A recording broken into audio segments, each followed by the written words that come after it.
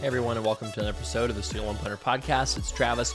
Today we're going to talk about the SAVE lawsuit settlement, and we're going to talk about what it means. We're going to talk about what, if anything, you should be concerned about based off of the lawsuit settlement. We're going to talk about what is in it, et cetera, et cetera. So let's talk first about the SAVE settlement and what it is. So you might recall that the state of Missouri, which, basically has MOHELA as an arm of the state of Missouri, according to the Supreme Court, right, used the standing from the student loan cancellation case to basically bring a lawsuit against the SAVE plan, calling it an illegal scheme that forgives debt that would deprive MOHELA of revenue.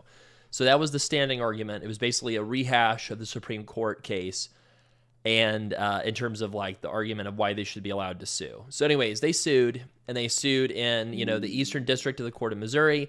And, that was, somewhat predictable that they would, file it there because that gives them the best chance to win, basically, right? So that's what they're trying to do, is they're trying to stop the SAVE plan. And, if I think back to the beginning of all that, I think that the SAVE plan, if it had been a little bit more, if it had been a little bit less sort of touted politically, I actually think it might have survived. Like if they had done, if they had done a little bit less to brag about it, it might not have drawn as much attention. Why do I say that, right? Am I just full of it, or do I actually have a point? Think about the PSLF waiver. Think about the IDR account adjustment. Those were understated, right? I remember when they made the announcement for the IDR account adjustment, they were like, or the PSLF waiver, it was like, this may result in some benefits for up to 2 million people or something like that. It was very, it was intentionally understated because they wanted to get it through. And it got through, and it made life-changing impact on people, and people's accounts got adjusted, and their payment accounts got adjusted, and they didn't brag about it that much, right? And then the SAVE plan happened, and then, I think President Biden literally was like, all right, this is my plan B, now that cancellation shot down, is we're going to do the SAVE plan. So I get that he was planning on running for re-election. I get that he wanted to kind of, secure the support of progressives within his party. But man, I think that, like I said, now maybe, who the heck knows? There's all kinds of what ifs you can play in the games of politics, right? Like, what if he had not run? What if he had let a younger person run? I mean, who knows, right? Who knows what would be the policies for student loans at the moment? Because, of course, they passed the One Big Beautiful Bill Act. The Republicans came out with their own version of a repayment plan that's less generous than the SAVE plan. They might have done that anyway had they won, right? So, you can play all kinds of what ifs. But, I think one of the things that I would say, if any future, Democratic-leaning administration tries to reform student loans, if you do it on the quieter side, it's more likely to go through. If you do it on the loud side, it's likely to get legal challenges. But anywho, the SAVE plan settlement, what is in it? What does it talk about? The SAVE plan settlement specifically says that the SAVE plan is dead. The entire SAVE plan rule and everything in it is vacated. The only exception is some of the things like economic hardship deferment, or certain kinds of military deferments and cancer deferments. Those can count towards forgiveness. That part of the rule is kept. But everything else is eliminated. That means things like weighted average credit for consolidation loans, for IDR, for the future, right? That means, definitions of family size. That means, there's a lot in that SAVE plan rule. It's like 400 pages, and all of it's vacated. And we return basically to student loan world pre-COVID in terms of what the regulations are. And the only thing, as I'll say, is the PSLF regs from 2023 currently are retained because those haven't been challenged legally. So bizarrely, what the current state of things is at the moment is consolidation for PSLF purposes retains weighted average payment counts, but for 20 and 25-year IBR purposes, it does not at the moment for new ones. Now, old ones, there hasn't been anything that's challenged the IDR account adjustment, so we can presume that that continues to be the law. Because that hasn't been challenged legally. But as part of this SAVE settlement, what they have stated is that you have to get off the SAVE plan ASAP. You have to get off the SAVE plan in the coming months. I don't know what the coming months means, but they essentially said you need to switch, imminently.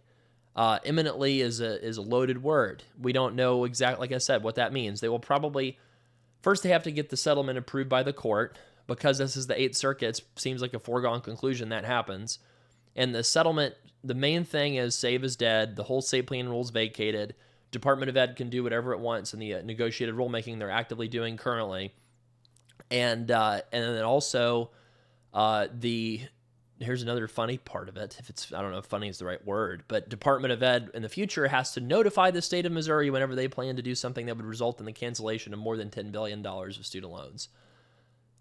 Literally, you can't make this stuff up. So the Department of Ed now has to notify the state of Missouri, like as if it needs its permission to do anything that results in the cancellation of more than $10 billion of loans. So that would be like closed school discharge stuff, like the Sweet Bee Cardona settlements, or like anything at all Department of Ed plans to do now has essentially veto power in the state of Missouri from MOHELA. That's part of the settlement. So that's going to be interesting to see if that, if Democrats win in 2028, that's going to be a major roadblock with the current court composition for them doing, much of anything that results in more substantial loan forgiveness through executive action. If I'm thinking about this from the borrower's perspective, what does this mean for me? So way more people are on the SAVE forbearance than I realized. I'll tell you that. So 9 million people at the height of the SAVE plan were on the SAVE plan. Of those 9 million people, 7 million are still enrolled in it. That was really surprising to me. What that kind of suggests is the sort of COVID pandemic overhang of, pause extension after pause extension after pause extension has got millions of people just, not taking action on their loans. I think some people are doing this rationally. So some people need to get interest subsidies or want interest subsidies because they qualify for them. They're not getting they don't have any expectation of forgiveness under the current repayment plan. So they're not actively switching to the IBR plan, right? And they have a high, income, for example. And so your payment under IBR would be really high, or maybe you qualify for a capped payment, but they can't even process the capped payments at the moment. So some people are, somewhat rationally staying on the SAVE plan forbearance and sort of waiting for RAP to be available. But I would argue that's probably like at most a couple 100,000 people, that would qualify for the subsidies that also need to pay off their loans. The vast majority of the 7 million people that are on the SAVE forbearance still, are not making payments, because if you can avoid paying a bill and the only consequence is you have your normal interest rate accrue and it doesn't harm your credit, then a lot of people are going to make that choice. But, the other problem here is, if you think about like the paid plan, we've seen a lot of people have delayed certification dates, at least some people, right? And then, but a lot of people that switched to the IBR plan had to recertify their income early. They had to use a new tax return to get on the IBR plan. But the 7 million people on the SAVE forbearance, most of them have not recertified their income in years, right? A lot of them might even have IDR certifications that are from 2019, 2018 tax year. I mean, that's still a thing. And people were being told under the SAVE forbearance, hey, your IDR recertification date is, 2027, or it's 2020, late 2026 or something like that. So I think that people have made plans for their lives and made purchases and have adjusted their budgets, for not having a student loan payment or having a low student loan payment. And most people don't listen to the Student Loan Planner podcast. Most people have never put in their income information into our IBR calculator on our website that you can use to calculate what your payment should be on the various different repayment plans. And so most people have no idea what their payment would be under an IBR plan. And, keep in mind, the pay plan is being phased out too. So if you're a new borrower as of, July 2014, you qualify for a new IBR, that's 10% of your discretionary income. But think about who that would apply to. If you're a new borrower as of 2014, that usually means you went to undergrad between, fall of 2014 to 2018, spring of 2018, you graduated.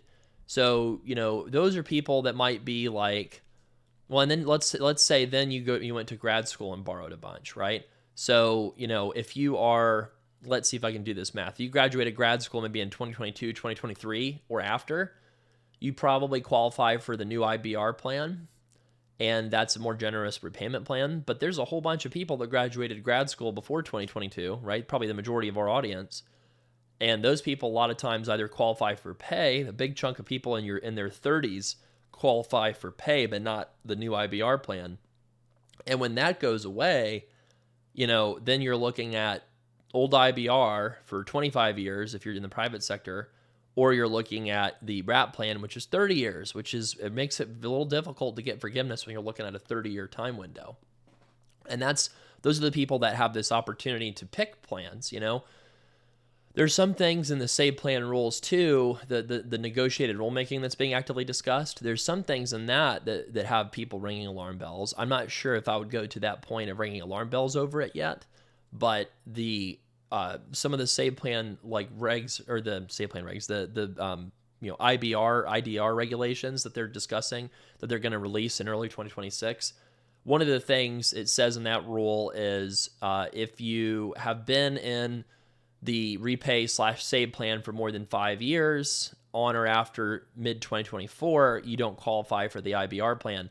I don't think that's alarming because that's not a redlined rule. That's a rule that was retained in the regs. And that suggests to me that that's the same SAVE plan rule that they've had all along, which is that, if you were in a plan on or after that date, you won't be allowed to switch. And the way they're using the repay plan is basically the new RAP plan, the RAP plan, if you will. So I don't think that they're going to block people from switching into IBR until mid-2029. I think after 2029, they're going to block people from switching into IBR that are eligible otherwise. But I, hopefully I'm right on that. But I think I'm right on that. But that's still an active thing that people are looking at in the regulations that might be coming down the pipeline. The other thing people are looking at is whether or not, the SAVE plan forbearance will count for anything. Now, what I mean by that is more like the COVID forbearance, like the repay paused payments during COVID. Will those count? I think they will. The other question is is there some sort of exception where the forbearance for SAVE would count for IDR and PSLF, when the injunction went into place? I don't think so. I think that's still going to be subject to the PSLF buyback to the extent that that's a thing in the future. So what's happening is there's a bunch of high stakes regulations that are being discussed that are going to roll out in early 2026. And it's going to essentially take all the stuff that happened in the SAVE plan rules and it's going to rewrite all those. And it's going to insert their own rules. And then the question is what it's going to be in those new rules. Is there going to be any weighted average payment counts for consolidations in the future? Is it easy to get into the IBR plan? Are you allowed to get into the IBR plan in the future? Are you allowed to switch between plans? What are the rules going to be? And then there's, another group of people that is kind of an interesting group of folks that's going to be graduating between, 2027 and, 2029, give or take, that essentially people graduating for the rest of the Trump administration pretty much, with the exception of people graduating this spring. Those folks are grandfathered in with the Grad Plus limits. And so you're going to have people borrowing $700,000 for USC and NYU dental school still through 2029 that are graduating that'll only have the RAP plan available to them. And you think about that, that's 30 years of payments. So you graduate, that's like a 10% income tax for your entire career instead of, 26 plus 30 years, right, until your late 50s. That's tough. That is tough. Now, do I think that the RAP plan is going to be in place for the next 30 years? I would say heck no. Why? Because this was all done through budget reconciliation with the Republican president. What that means is if there's a Democratic president at any point in the next 30 years, which I think it's highly likely that there will be. Why do I say that? Because you think about historically what happens in recessions. The party in power gets punished, usually, not always, but usually the party in power during a recession, at least, well, I shouldn't say that because you also have Democrats are more in power in the, in the 70s during high inflation, and then you had the Reagan Revolution, right? And then you had, I don't know. So, I guess it's a little bit more up in the air than that, but, do I think it's high probability that you'll have Democrats have unified control at some point in the next 30 years? Yes. Could they very easily do a budget reconciliation rule that makes forgiveness 20 years again instead of 30 years again? Yes. Do I think that they might just codify the SAVE plan at some point if they wanted to? Yeah, because I think that Congress can change the rules if Congress wants to. And so if you have Congress pass the one bigger beautiful bill act, right? I don't know what the Democrats would call it, but the repeal of the ugly beautiful bill act, I don't know what they would call it, but like they say they passed their own bill. Let's say 2030 is here and they have unified control. They won 2028 and they pass, something that changes it. We could be talking about a completely different set of rules. A lot of this stuff phases in and gets phased in 2029, completely, right? And like, will people want to have those loan rules? I don't think so. Probably not. I mean, you think about some of these institutions, yeah, like, a lot of the Republican leadership was like wanting to downsize higher education, but everything's theoretical until people start getting like job losses in their districts. That's kind of my hot take on this stuff is, yes, they want to cap loans. Yes, they want to restrict borrowing and restrict universities from being able to flood the market with, expensive degrees and things like that. But this fall, we're going to see capped loans of like $50,000 for professional school and $20,500 for if you're not in professional school. Those are not adjusted for inflation. So, let's say that you're trying to go to medical school for $50,000 a year. Like, most medical schools that I'm aware of charge more than $40,000 for tuition. Even state schools might charge $35,000, $40,000 or something. And so, living expenses, if you're not a undergrad college student, is probably $20 to $25,000 a year at least. So you're pretty much getting into a situation where every dental and every medical school student's going to need private student loans. Well, what if there's a recession? Credit spreads widen out in a recession. Credit spreads are like how much extra yield that lenders need to receive in order to be willing to lend to risky individuals. And credit spreads the past 10 years or so, besides COVID, have been like 1% to 2% for highly qualified people above what the Treasury bond yield is. So if the Treasury bond yield's at 4%, that means you might be able to get, if you're a super prime borrower looking for a 10-year type of loan, you might be able to get a 5.5% 10-year refinancing deal, right? Because the credit spreads are 1.5% above the 10-year Treasury. If you're looking at a mortgage, maybe it's a little bit more because it's a longer-term loan, right? But in general, that's how a credit market works when there's not a horrific recession. When there is a bad recession, especially if it's a really bad one, the credit spread, because lenders are really worried about getting paid back, or the lenders have to go source capital from investors during a recession, which is more expensive, so that means that the yield that they need to get to lend is more. So let's say you have a bad recession, the credit spread to lend to medical students might go from 1.5% above the 10-year Treasury to 3 or 4%. And so if you do the math on that, say that, it means sometimes that like lending just ceases or lending becomes really difficult to obtain. Loans do. So that's why I think that even if Republicans win in 2028, I think that the current set of rules is not going to last, but the current set of rules will last until 2028, at least. So we do have to think through this SAVE plan lawsuit settlement. It does mean that, so a couple people were saying, hey, I think that they're going to let people be on the SAVE forbearance until 2028. I thought that was completely wrong. I thought there was no chance that was going to happen because they want people to be in repayment. They actively want people to be making payments.